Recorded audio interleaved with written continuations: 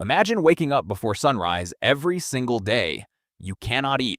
You cannot drink. You cannot even touch your own family. You shave every single hair from your body, including your eyebrows. And then you walk into a dark, silent room that almost no human being on earth is allowed to enter. This was the daily life of an ancient Egyptian priest. But what happened inside those walls? What secrets did they guard for thousands of years?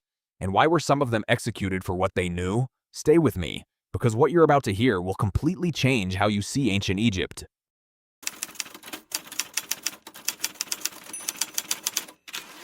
Most people picture Egyptian priests as mysterious figures waving incense in the dark, but the reality was far more complex and far more dangerous. In ancient Egypt, priests were not simply religious figures. They were scientists, politicians, astronomers, doctors, and secret keepers, all at once. The priesthood was divided into strict ranks. At the very bottom were the Wab priests, the pure ones. Their entire job was to keep the temple clean and never let impurity enter the sacred space. They bathed 4 times a day in cold water.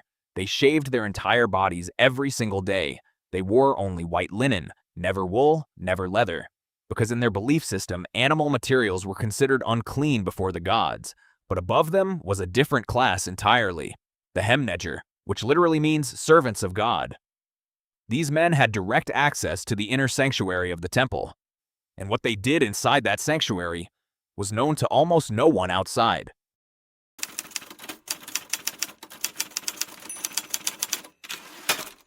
Here is something that almost no history textbook will tell you. Every single morning before the sun rose over the Nile, a high priest would walk alone into the innermost chamber of the temple. This room was called the Naos, the Holy of Holies. Inside was a golden statue of the god, and the priest believed, truly believed, that the soul of the god himself was living inside that statue. The ritual began with breaking the clay seal on the shrine doors. Then the priest would bow and say specific prayers that had not changed in over 1,000 years. He would remove the god's clothing from the day before, wash the statue with sacred water from the Nile, apply perfumed oils, kaifi, myrrh, frankincense, dress the statue in fresh white linen, apply eye makeup, the same black coal that Egyptian gods are always depicted wearing, and then offer a full meal, bread, beer, roasted meat, fruit, and wine. All of this before a single ordinary Egyptian was even awake. Now here's the part that historians find absolutely fascinating. When the priest left the room, he walked backwards, sweeping the floor behind him with a broom made of palm leaves, so that not a single footprint, not even his own, remained in the presence of the god. This ritual was performed every single day for over 3,000 years without interruption.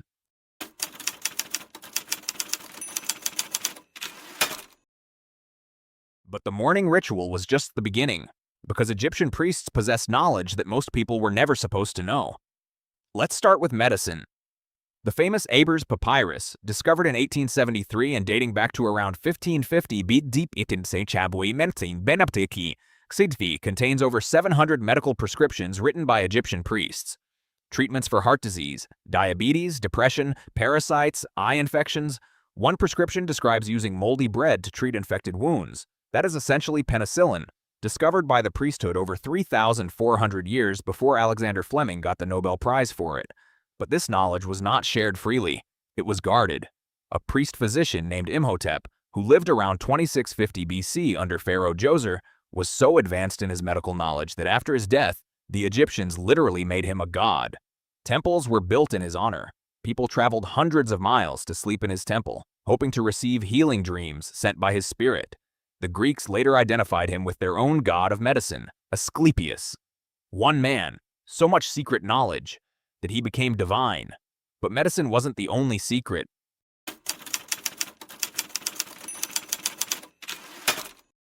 Egyptian priests were also the world's first professional astronomers, and their knowledge of the sky was terrifying in its precision. There was a specific class of priests called the Kari-Heb, the lector priests. Part of their secret duty was to track the movements of stars, especially Sirius, because in Egypt, the rising of Sirius on the horizon predicted the annual flooding of the Nile, and whoever controlled that prediction controlled the food supply of an entire civilization. Think about that. A priest could walk into the pharaoh's court and say, "The flood comes in 12 days." And he was right, every single year, because he had been watching the stars for decades using instruments and calculations that were passed down in secret for generations. This knowledge was written in texts called the Books of the Sky, sacred scrolls that ordinary Egyptians were never permitted to read. Some of these texts were hidden inside tombs. Others were written on the ceilings of temples in a code that only initiated priests could decode.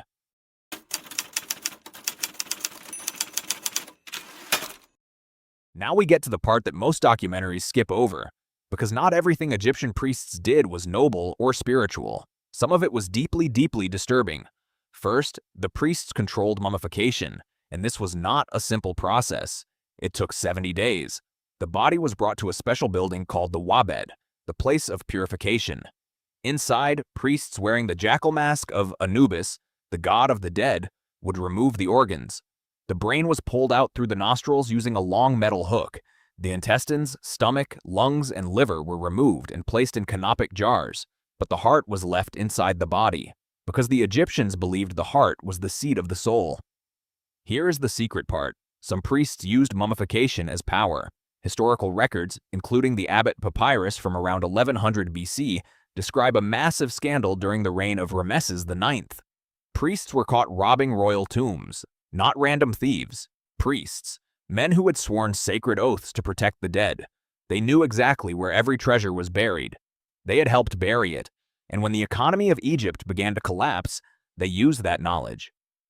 The investigation was led by the mayor of Thebes, Passer, who accused his rival of covering up the tomb robberies. It became one of the first recorded political corruption scandals in human history. Priests, power, secrets, corruption. Some things never change. Egyptian priests were not simply men who prayed. They were the scientists, the doctors, the astronomers, the politicians, and yes, sometimes the criminals of the ancient world. They held knowledge so powerful that it kept an entire civilization running for over 3,000 years, and most of that knowledge was never meant for your eyes. If you made it this far, you now know secrets that were hidden for millennia. Drop a comment below and tell me, which part surprised you the most? And if you want more videos like this, subscribe, because history is always stranger than fiction. You know what strikes me the most about all of this? These people lived over 3,000 years ago, and yet they were performing surgery, predicting floods, running political scandals. They were not primitive. They were not simple. They were brilliant, calculating, and sometimes ruthless. The more I dig into ancient Egypt, the more I realize we have barely scratched the surface of what they truly knew. And honestly, that excites me. And it terrifies me a little too. I want to know what you think. Do you believe there are still secrets from ancient Egypt that we haven't discovered yet? Or do you think modern science has already figured it all out? Drop your answer in the comments right now. I read every single one. And if this video gave you something to think about, if it made you see the ancient world just a little differently, then do me one small favor. Hit that subscribe button. Because every week I bring you stories like this. Real history, real people, real secrets. And trust me, what's coming next is even more incredible. Thank you so much for watching. I'll see you in the next one.